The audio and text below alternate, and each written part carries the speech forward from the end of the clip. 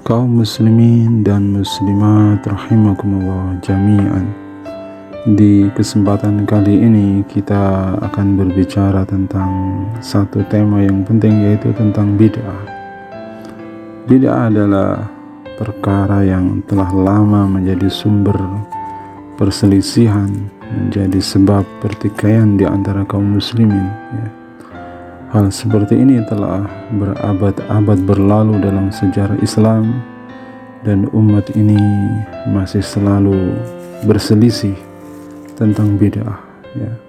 Sebagian orang menganggap bahwa perbuatannya benar, sebagian yang lain menganggap perbuatannya bid'ah. Sebagian orang menganggap dirinya soleh, sebagian orang menuduh mereka sebagai para ahli bid'ah, dan seterusnya dan seterusnya. Para sahabat sekalian rahimakumullah, apa itu bid'ah? Secara bahasa, bid'ah adalah sesuatu yang baru. Bisa dianggap sebagai suatu perkara yang baru, ya, suatu pendapat yang baru atau suatu ciptaan yang baru. Allah Subhanahu wa ta'ala memiliki salah satu sifat, yaitu Allahu al-Badi'. Apa makna al-Badi'? Al-Badi' adalah Allah menciptakan segala sesuatu makhluknya yang dia ciptakan itu tanpa contoh terlebih dahulu, ya. Maka bisa kita pahami bahwa bid'ah adalah suatu perkara yang baru yang tidak ada contohnya terlebih dahulu di masa sebelum. Secara umum seperti itu pemahamannya, ya. Apakah bid'ah ini sesuatu yang berbahaya? Tentu bid'ah adalah perkara yang berbahaya, ya, kalau dipahami secara syariat, sebagaimana yang Rasulullah SAW, beliau pernah berkata, man ahdasa fi amrina hadha ma laysa minhu fahuwa raddun. Siapa yang membuat sesuatu dalam urusan kami ini, dalam urusan syariat Rasulullah atau syariat Islam, ma laysa minhu fahuwa raddun, yang di dalamnya tidak ada contoh, tidak ada teladan dari kami, maka hal itu tertolak, ya. Jadi perbuatan bid'ah adalah perbuatan yang kalau kita lakukan akan ditolak. Jadi amalnya dianggap amal yang sia-sia, tidak bermanfaat, ya. Kemudian dalam riwayat yang lain dikatakan oleh Rasulullah, beliau pernah berkata, wa iyyakum minal muhdatsatil umur, dan hendaklah kalian berhati-hati terhadap perkara-perkara yang diada-adakan. Fa inna kulla muhdatsatin bid'ah, karena setiap perkara yang diada-adakan itu adalah bid'ah. Wa kulla bid'atin dhalalah, dan setiap bid'ah itu adalah perkara yang sesat, ya. Jadi dari sini kita menangkap suatu makna bahwasanya bid'ah itu kalau dilakukan amal kita tidak diterima, kemudian ia pun bagian dari kesesatan. Juga di dalam riwayat yang lain dikatakan bahwa perkara kesesatan itu bisa membawa ke arah neraka. Na'udzubillah wa na'udzubillah min dzalik. Kemudian muncullah satu teori yang sederhana, bahwasanya perkara bid'ah, ya, menurut teori ini adalah suatu perkara, suatu perbuatan yang tidak pernah dilakukan oleh Rasulullah, tidak pernah disetujui oleh Rasulullah SAW. Jadi di masanya, di masa hidup beliau tidak melakukan perbuatan itu, ya. Seandainya teori ini benar, ya, maka betapa banyaknya perkara-perkara yang tidak ada di zaman Rasulullah ketika beliau masih hidup, ternyata nanti muncul di zaman para sahabat, di zaman para khulafaur rasyidin, atau di zaman setelahnya, ya. Sebagai contoh misalnya bahwa Di zaman Rasulullah belum pernah ada satupun orang yang membuat mushaf Al-Quran, mengumpulkan Al-Quran dalam satu lembaran-lembaran, ya, terkumpul dalam satu lembaran-lembaran, dibukukan begitu, belum pernah. Dan hal itu dilakukan oleh Khalifah Abu Bakar As-Siddiq radhiyallahu anhu.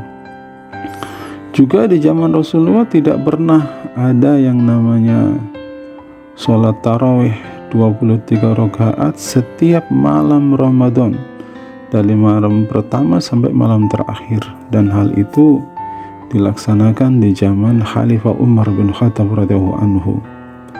Di zaman Rasulullah juga, kalau orang mau melaksanakan sholat Jumat, cukup adzan satu kali saja. Namun di zaman Khalifah Utsman bin Affan radhiyallahu anhu, beliau memulai suatu sunnah yang baru, yaitu ada 2 kali adzan sebelum sholat Jumat. Bahkan termasuk Khalifah Utsman bin Affan menyatukan bacaan Al-Quran yang tadinya ada 7 versi, bahkan katanya ada lebih dari 7 versi, beliau satukan bacaannya menjadi 1 versi saja, sesuai dengan lahjah atau sesuai dengan cara berbahasanya bangsa Quraisy di Mekah. Termasuk di zaman Khalifah Ali radhiyallahu anhu, beliau melakukan sesuatu yang baru, yaitu beliau memindahkan ibu kota kaum muslimin yang semula di kota Madinah Al-Munawwarah, beliau pindahkan ke kota Kufah, ya. Begitupun nanti di zaman Muawiyah bin Abu Sufyan ketika memimpin kekhalifahan Islam, beliau nanti menurunkan kekuasaan kepada putranya yang bernama Yazid bin Muawiyah, ya. Nanti kemudian para ulama menulis tentang buku-buku hadis, begitu ya, tentang ilmu hadis, sehingga nanti kaum muslimin banyak belajar agama dari buku-buku, dari kitab-kitab, yang hal itu tidak pernah dilakukan di zaman Rasulullah SAW, ya. Jadi seandainya bid'ah itu adalah perkara yang tidak pernah dilakukan oleh Rasulullah SAW, berarti dalam banyak hal tadi yang telah kita sebutkan, semua itu adalah bid'ah. Karena itu tidak ada di zaman Rasulullah dan tidak pernah beliau melakukan perkara seperti itu.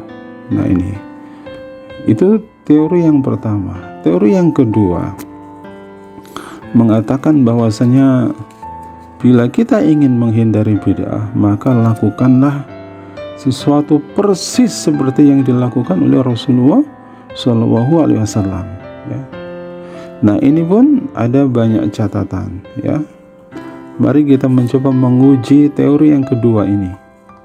Yang pertama, bahwa Rasulullah SAW beliau adalah seseorang yang hafal Al-Quran, ya. Apakah dengan demikian bahwasanya setiap muslim wajib hafal Al-Quran 30 juz begitu? Nah, kemudian yang berikutnya, bahwa Rasulullah SAW beliau tidak pernah membaca dan menulis, maka beliau disebut sebagai Nabiyul Ummi, seorang nabi yang tidak membaca dan menulis, ya. Bagaimana dengan umat Islam? Padahal umat Islam ini banyak sekali kaum yang pandai membaca dan menulis. Apakah ini berarti kita melanggar sunnah beliau, ya? Kemudian Rasulullah juga terkadang melaksanakan sholat malam, begitu lamanya berdiri sampai kaki beliau membengkak. Apakah ada di antara kita yang sanggup untuk melaksanakan hal seperti itu? Ataukah kita harus melakukan, ya, sholat malam yang panjang dan seterusnya? Kemudian Rasulullah juga sering berpuasa di siang hari, ya. Beliau sering berpuasa. Beliau juga sering menahan lapar, ya. Sampai terkadang ketika lapar itu begitu berat sampai beliau mengganjal perutnya dengan batu, ya.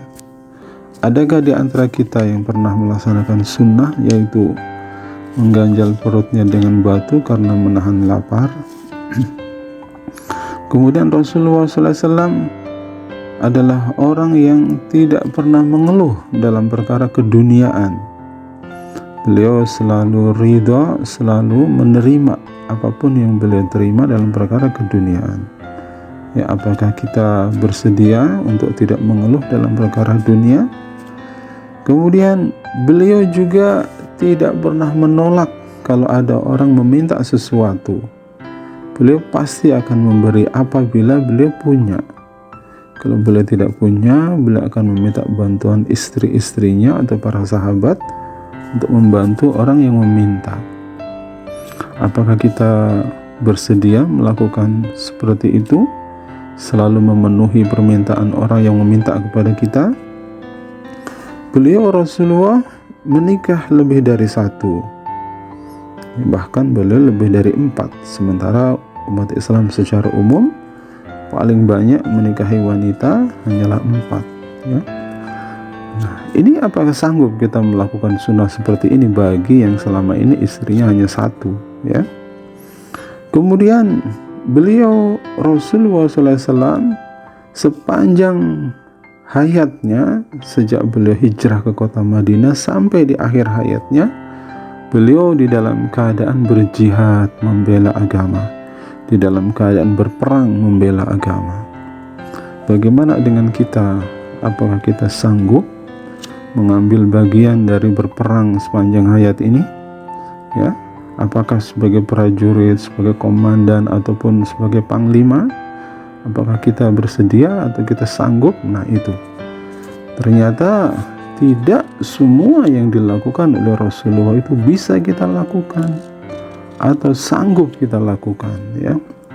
Maka di sini kita menggarisbawahi sesuatu bahwa setiap perbuatan yang dilakukan oleh Rasulullah belum tentu bisa kita lakukan, ya, satu. Kemudian yang kedua, setiap perbuatan yang tidak dilakukan oleh Rasulullah belum tentu itu dilarang dalam agama. Sebab betapa banyak dalam agama kita ini, di tengah masyarakat, di tengah umat ini, yang berbeda dengan apa yang dilakukan oleh Rasulullah. Dulu para sahabat kalau masuk masjid, mereka memakai sendalnya, memakai sepatunya masuk ke masjid, tidak melepas sendal di luar masjid. Kemudian kalau mereka mau berwudu, para sahabat itu berwudu dengan bejana, dengan semacam mangkok atau dengan semacam panci untuk digunakan berwudu. Sementara kita umat Islam rata-rata dengan pancuran, dengan keran, ya. Dulu masjid-masjid di zaman Rasulullah itu tidak berkubah. Kemudian di zaman modern lah kita berkubah, ya. Dulu di zaman Rasulullah beliau tidak memakai alas untuk sholat di masjid, ya. Tetapi kita banyak menggunakan karpet, menggunakan sajadah dan seterusnya dan seterusnya, ya. Dulu di zaman Rasulullah tidak ada yang menghias masjid-masjid, tidak ada. Ya, tidak ada menulis kaligrafi di masjid dan seterusnya. Tapi kita ada, ya. Dulu di zaman Rasulullah tidak ada yang namanya pengurus DKM, pengurus takmir masjid dan seterusnya. Tapi di zaman Rasulullah, maksudnya adalah di zaman Rasulullah tidak ada hal seperti itu, tetapi di zaman kita ada. Dan begitulah banyak hal yang berbeda antara yang dilaksanakan oleh Rasulullah di zamannya dengan perbuatan kita di hari ini, ya. Maka oleh itu prinsip di dalam memahami bid'ah itu adalah sesuatu yang tidak ada akarnya dalam syariat agama kita, ya, bahwa bid'ah itu adalah sesuatu yang tidak ada dasarnya dalam syariat agama kita, baik dekat maupun jauh, ya. Sesuatu yang masih memiliki dasar dalam syariat meskipun jauh, itu masih bisa dianggap sebagai bagian dari ajaran Islam, ya. Tetapi kalau tidak ada dasarnya sama sekali dalam syariat agama kita, nah itulah perkara yang diada-adakan, ya, yang kita harus berlindung, harus menjauhinya dengan sebaik-baiknya dan dengan memohon pertolongan kepada Allah Subhanahu wa taala. Nah, seperti ini mungkin yang bisa disampaikan, sedikit ataupun singkat, tetapi mudah-mudahan memberikan pencerahan kepada kita dengan izin Allah Subhanahu wa taala. Walhamdulillahi rabbil alamin.